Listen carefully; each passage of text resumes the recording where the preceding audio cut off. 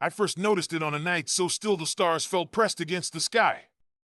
The old barn, nothing more than charred wood and memories, glowed faintly from within, a stubborn, trembling light that shouldn't exist. Elliot Harper had returned to his childhood hometown for the first time in over a decade, seeking the quiet he thought he had lost in the city.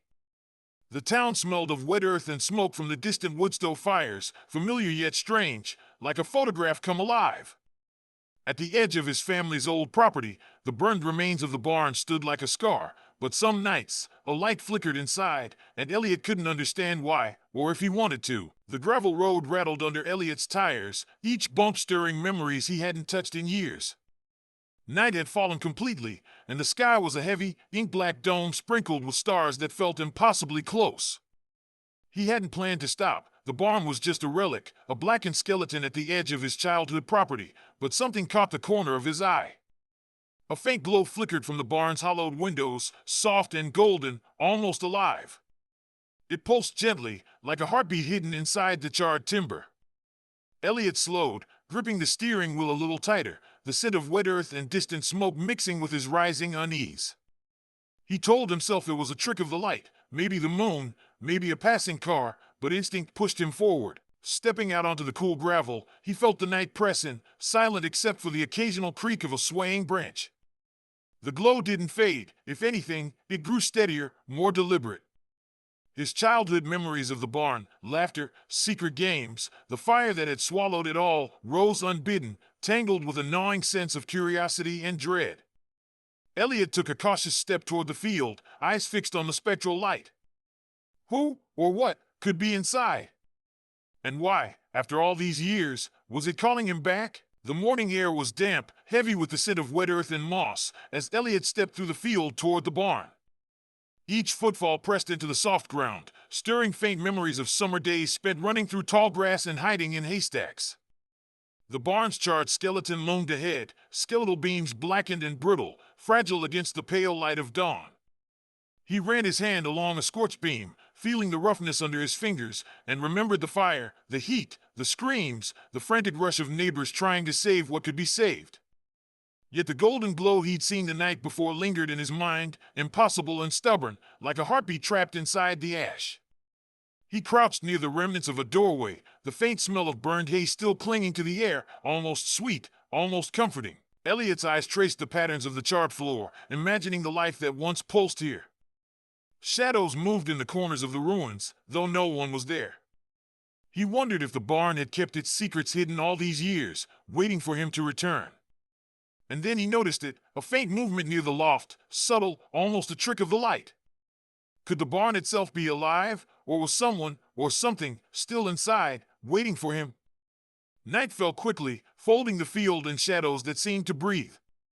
Elliot's boots crunched softly over the gravel as he approached the barn again, heart tightening with a mixture of fear and curiosity.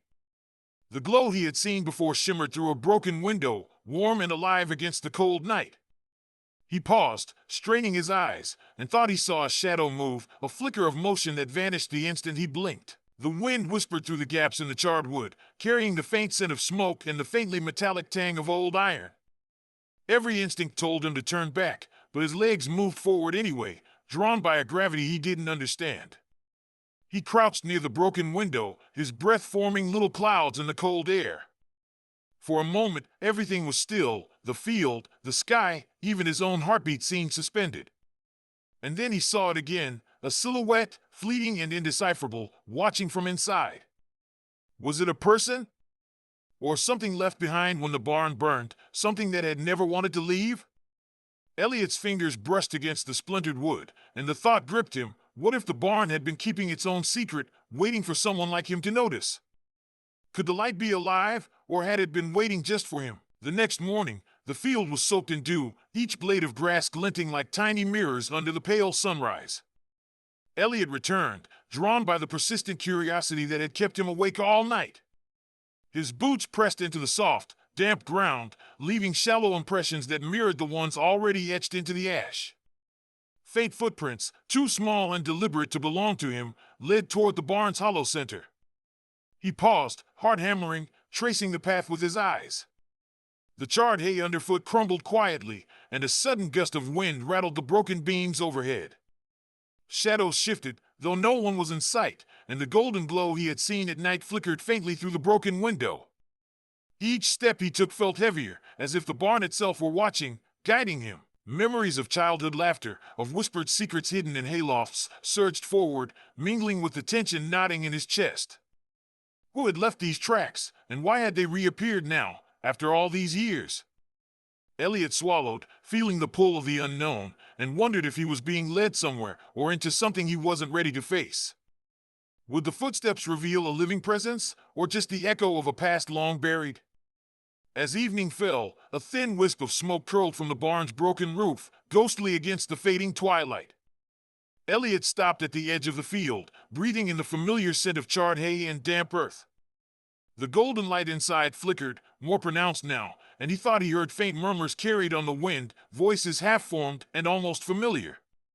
He strained to listen, leaning closer, heart tight with unease and curiosity. The air seemed charged, heavy with memories he had long tried to forget. The whispering swirled around him, indistinct yet intimate, as if the barn itself were recalling secrets it had held since the fire. He noticed the scattered remnants of burned hay and broken boards, each one illuminated in the warm glow, shadows dancing across the ash-strewn floor. Elliot's mind spun with the faces of childhood friends, long absent, and the unspoken guilt that had lingered quietly in the corners of his memory. Something, or someone, wanted to be found. The whispers persisted, pulling him closer to the barn's heart. Could the past itself be reaching out to him through smoke and light, or was his mind conjuring what it longed to see? Elliot circled the barn, eyes scanning every splintered beam and blackened plank. Moonlight glinted off something unusual near the base of the wall, a faint seam that didn't belong, almost swallowed by char and shadow. He knelt, fingers tracing the outline, and discovered a small, hidden door, narrow and aged, tucked away as if it had never wanted to be found.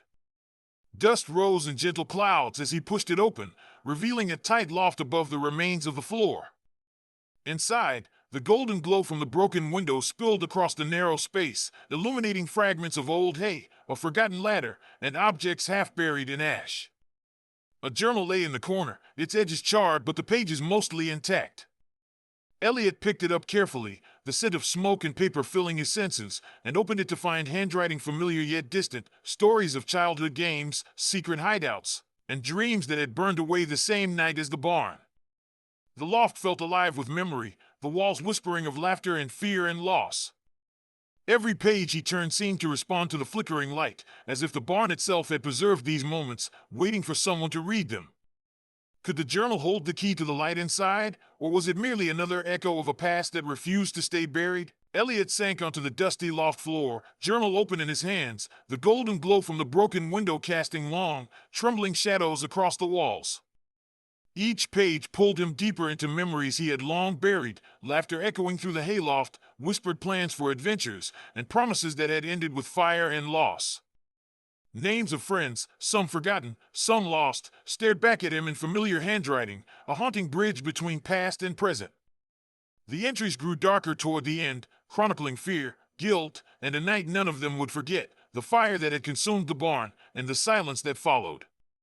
Elliot felt the weight of every secret and unspoken word pressing against him, the light in the loft flickering as though acknowledging his presence. He realized the journal wasn't just a record, it was a vessel of memory, capturing moments that time had tried to erase. A shadow shifted in the corner of the loft, faint and fleeting, and Elliot's chest tightened. Was someone else here, drawn to the same light and memories? Or had the barn itself become a keeper of its own history, letting him see what had always been hidden? Could confronting these echoes finally reveal the truth behind the light, or would it only deepen the mystery? That night, Elliot slept fitfully on the loft floor, the journal beside him, the glow from the broken window lingering like a silent sentinel. In his dreams, the fire came alive again, not as destruction, but as a swirling dance of faces, some familiar, some unfamiliar, caught in the smoke and shadows. He could hear their whispers, a chorus of longing and warning, each voice tugging at the edges of his memory. He woke with a start, the golden light inside the barn stronger than ever, almost human in shape, flickering across the blackened beams. The air was thick, electric, carrying the faint scent of charred hay and something else he couldn't name, sorrow, perhaps, or memory itself. Shadows moved along the walls, responding to his presence as if the barn had become alive, aware of him, waiting for him to see what had always been there. Elliot's reflection caught in a shard of glass, and he paused, realizing that the faces in the flames were not just ghosts of his friends, they were fragments of his own past, guilt and joy and regret intertwined. Could the light be a bridge between memory and reality, or was he losing himself to the barn's restless spirit? Would he find answers by confronting these visions, or would the flames consume him as they had so many others? As the sun dipped toward the horizon, painting the sky in bruised purples and golds, a figure emerged from the shadows near the barn. Elliot's chest tightened. It was someone he thought long gone, a friend whose absence had left an unspoken ache for years. They approached cautiously, eyes reflecting the same flickering light he had chased, carrying the weight of old memories and secrets neither had dared to speak aloud. They sat together on the cracked wooden steps, silence stretching between them, broken only by the gentle rustle of leaves and the distant call of a night bird. Slowly, words spilled out, confessions of fear, guilt, and moments of courage long forgotten. The barn seemed to respond, the light inside pulsing in rhythm with their emotions, warm and steady now, no longer flickering with uncertainty. Each story they shared peeled away layers of pain, revealing the love, the friendship, and the shared grief buried in the ashes. The presence of another living soul made the barn's glow feel less like a mystery and more like a witness, holding their confessions without judgment. Could reconciling these truths finally allow the barn and their hearts to rest, or was some shadow still left unspoken? Elliot and his friend stepped carefully through the barn one final time, boots crunching over charred hay and fractured timber. Every corner held a memory, every beam a whisper of the past, but tonight it felt different, alive, yet calm, as if the barn itself had been waiting for this moment. They carried small candles, placing them where the light seemed strongest, letting their flames flicker against the blackened walls. The golden glow inside the loft mingled with the candlelight, warm and steady, no longer mysterious or threatening. Shadows danced softly across the floor, but there was no fear, only a quiet acknowledgement of what had been lost and what had survived. Elliot traced his fingers along the scorched beams, feeling the rough texture beneath his touch, grounding him in the present while the past unfolded around him. For the first time, he understood that the barn's light was not a ghost or a trick of memory, but a keeper of moments of joy, loss, guilt, and love, all preserved in its charred bones. As silence settled, profound and complete, Elliot felt a weight lift from his chest. Had the barn finally shared all it held, or would some ember remain, quietly glowing, waiting for another to return? The first rays of sunlight stretched across the field, soft and golden, illuminating the charred skeleton of the barn. Elliot stepped back, taking in the stillness. The glow that had haunted him for weeks was gone, leaving only warmth in his chest and a quiet understanding. The air smelled faintly of smoke and wet earth, a lingering reminder of what had been lost and what had endured. He looked at his friend, both of them silent, sharing the unspoken truth that some memories needed acknowledgement to finally rest. Birds began to sing, small movements of life stirring around the edges of the field, and Elliot felt a fragile peace settle over him. The barn remained, blackened and scarred, yet somehow lighter, its secrets honored and its stories told. As he turned to leave, Elliot knew the light could return someday, but it no longer frightened him. It was a beacon of memory, of love, and of endurance, a reminder that even in the ashes, something vital could survive. Would anyone else who returned see it, or was it meant only for those willing to confront the past?